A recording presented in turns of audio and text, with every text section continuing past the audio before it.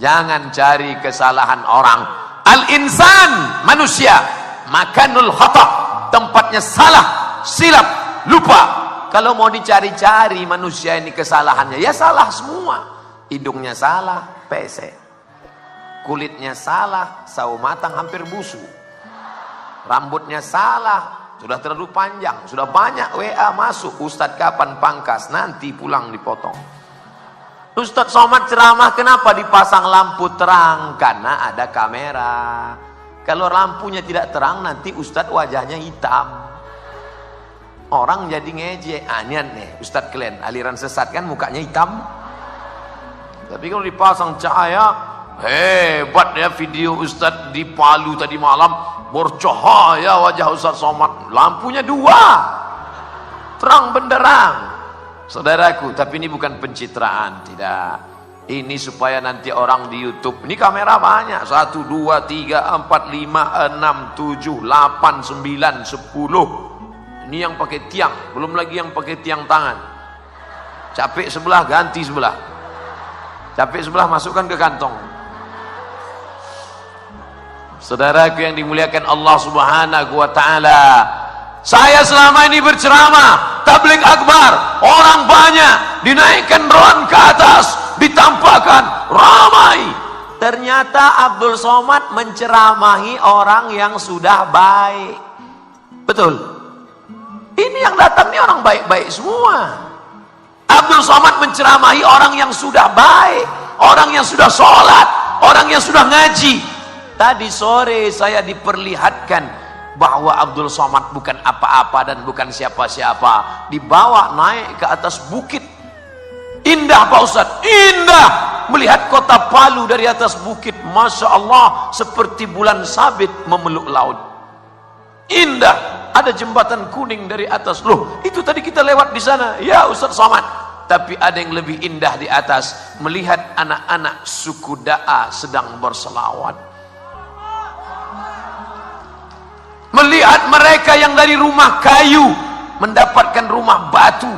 Saya tanya, Habib Soleh, Habib Rotan, berapa lama ini dibangun Habib? 20 tahun Ustaz.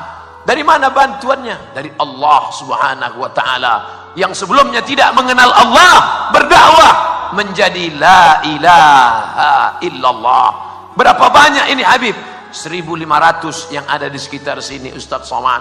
Yang agak jauh sedikit sekitar 5.000. Ustadznya dari mana? Dikirim anak-anak yang dididik menjadi imam, pandai memandikan jenazah, bisa salat, bisa jadi azan, muazin, menalkinkan mayat. Dikirim mereka ke daerah, 5.000 dalam bimbingan kita. Alhamdulillah, kalau begitu tugas sudah selesai. Belum Ustaz Somad, masih ada 17 lagi. Oh, masih sedikit Habib, 17.000 lagi.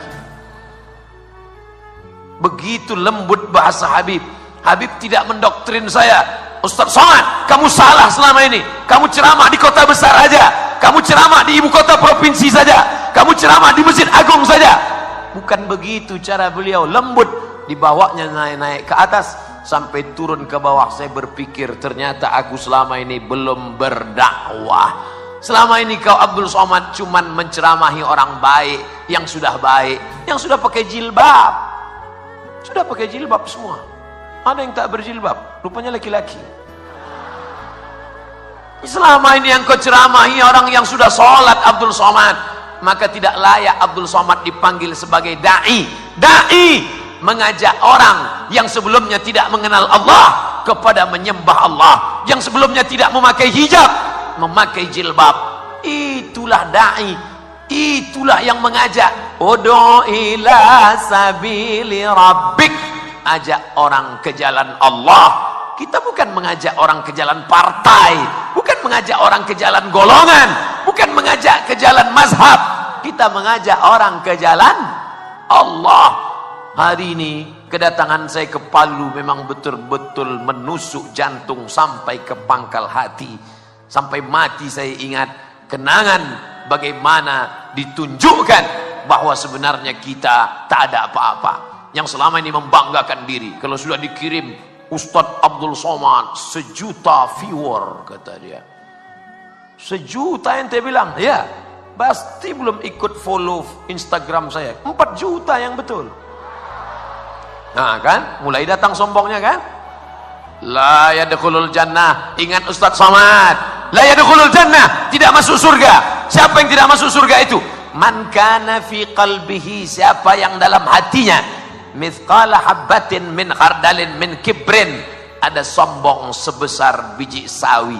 Ada saja dirimu merasa sombong sebesar biji sawi, kau tidak akan mencium bau surga. Mudah-mudahan kita selamat dari kesombongan itu insyaallah.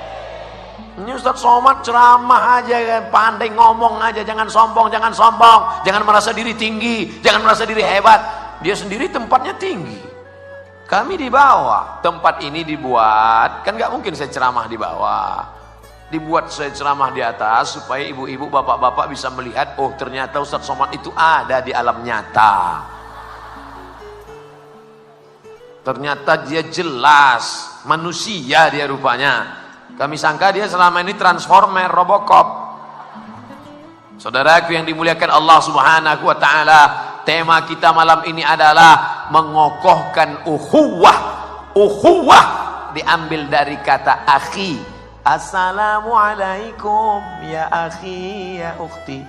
Saya sebetulnya kalau mau nyanyi ini udah lama, album saya banyak. Kan sombong lagi. Yang laki-laki ya akhi, yang perempuan ya ukhti.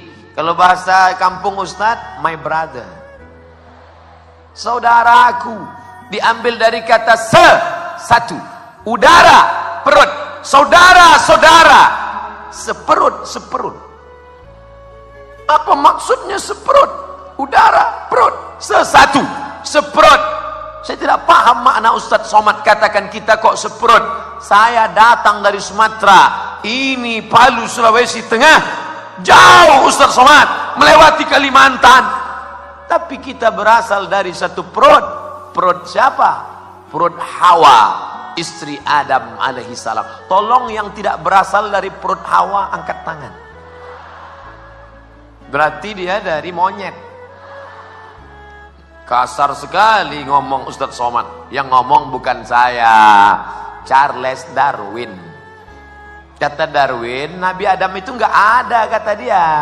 Dunia ini tercipta dengan sendirinya, nggak ada Tuhan. Ateis, A tidak, T Tuhan, is keyakinan. Ateis, keyakinan yang meyakini tidak ada Tuhan. Tuhan itu tidak ada. Yang ada itu hanyalah manusia yang berimajinasi, berhalusinasi, mengatakan ada Tuhan dalam kepalanya. Makanya mereka kalau naik pesawat, ngelihat orang baca doa, subhanalladzi sakhkhara lana hadza wa ma kunna lahu muqrinin wa inna ila rabbina lamunqalibun. Apa baca-baca doa? Enggak ada itu Tuhan. Yang satu baca doa menurut agamanya masing-masing. Apa baca doa? Enggak ada itu Tuhan. Tapi ternyata begitu pesawat mulai masuk ke awan, tiba-tiba turun ke bawah. Dialah yang paling kuat berkata, oh my God. Ngomong apa tadi? Oh my God. Apa artinya? Oh Tuhan.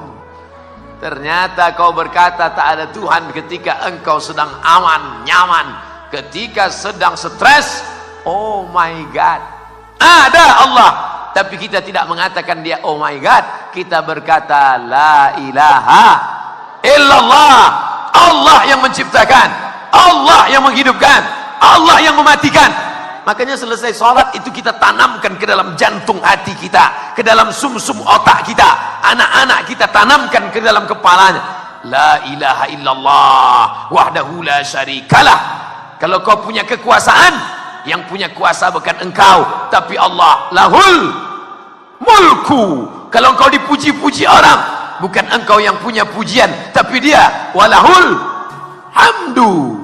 Yuhyi, dia yang menghidupkan. Wa yumit, dia yang mematikan.